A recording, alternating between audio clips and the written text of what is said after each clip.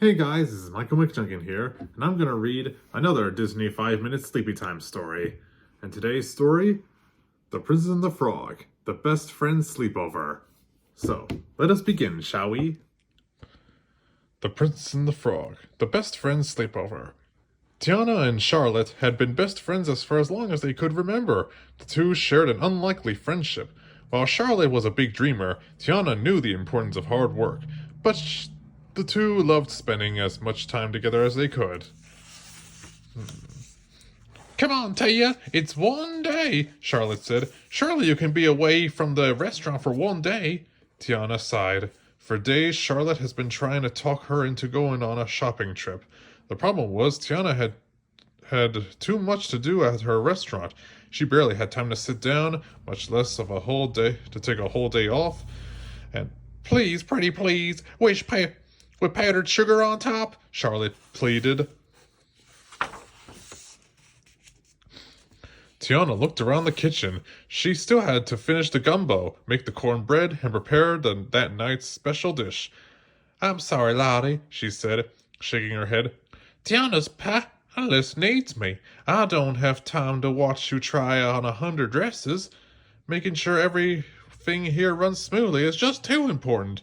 Tiana turned and went back to chopping carrots.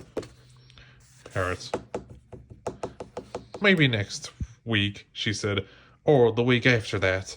Charlotte crossed her arms and pouted. All you think about is your restaurant, she said. What about your friends? This is important. I need a new dress for Big Daddy's gala. Lottie, Tiana began, I told you. Fine, Charlotte said, cutting her off. If that's how you feel, I'll go by myself. But see if I'm around the next time you need help.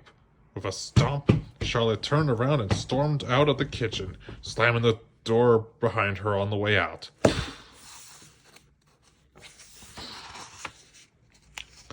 That afternoon, Charlotte went to her favorite boutique. She tried on every dress they had. But shopping for a dress wasn't the same without her best friend. With no one to model for, Charlotte's favorite pastime just wasn't any fun. Meanwhile, Tiana finished making the gumbo, and she made the cornbread, and she prepared the night's special. Tiana looked at the pile of dirty dishes and sighed. Dishes were her least favorite part of working in the kitchen, but most nights she had Lottie to talk to while she worked. Listening to her best friend's excited chatter always seemed to make the cleanup go faster. Without her, the job just dragged on and on.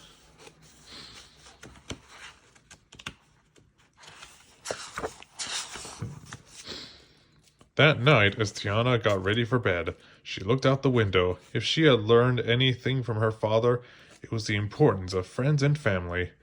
Tiana sighed. The restaurant was important, but not as important as Lottie. She knew she had to find a way to make up with her best friend.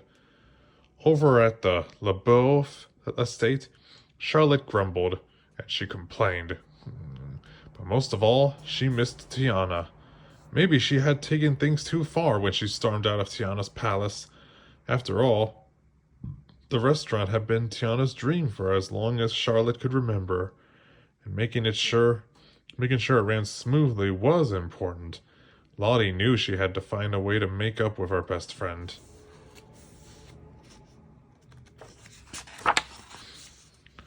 The next morning, Tiana heard a noise coming from the kitchen. Then she smelled something burning.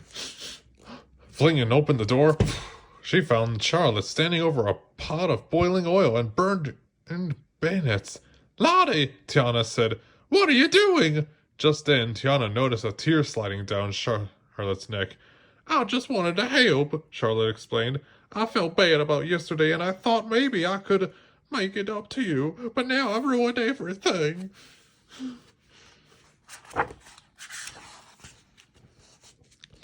Tiana sighed and hugged Charlotte. I'm sorry, too. I should have remembered that some things are more important than my restaurant, and you're right at the top of that list. Tiana looked around the kitchen. You were right, Lottie, she continued. This place can run without me for a day, and I know just what we need. A good old-fashioned Tiana and Charlotte day. Oh, Tia, really? Charlotte asked. That sounds wonderful. Tiana and Charlotte cleaned up the mess in the kitchen. Then Tiana showed her best friend how to make bayonets the right way. In no time, Charlotte was rolling out the dough and frying up the perfect beignets. Now that's more like it, she cried, examining her handiwork. Next, the two went shopping. Charlotte tried on a dress after dress. All the gowns that had seemed drab and boring the day before seemed perfect now.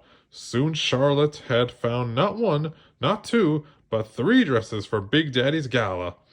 She even helped Tiana pick out the perfect gown.